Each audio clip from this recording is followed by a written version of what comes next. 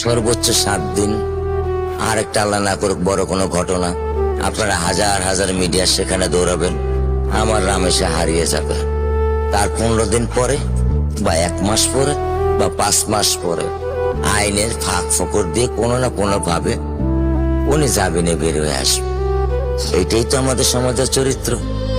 কত কোটি আইন করবেন, কত বড় আইনের বই বানাবেন, যদি আইনের প্রয়োগ না করতে পারেন। ওর জীবনে এমন কোনো চাওয়া নাই যেটা আমি পূরণ করি নাই। পরশুদিন বলছে, বাবা আমার একটা বোরকা কিনে দাও। আমি সাথে সাথে মিনি মার্কেট থেকে আমি 1000 টাকা দিয়ে আমার মেয়েকে বোরকা এনে দিচ্ছি। আমি দরিদ্র, ভাঙা বাসায় থাকি, কিন্তু আমার সন্তানদেরকে আমি কখনোই দারিদ্রতার স্বাদ পেতে দেইনি।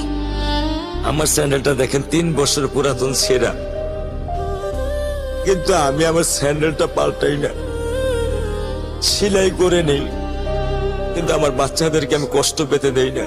শুধু একবার বলছে, বাবা লেচে খাবো। আমি 1 মিনিটও দেরি করিনি, 1 মিনিটও আমি দেরি করিনি। ও আমার একটা হৃৎপিণ্ড।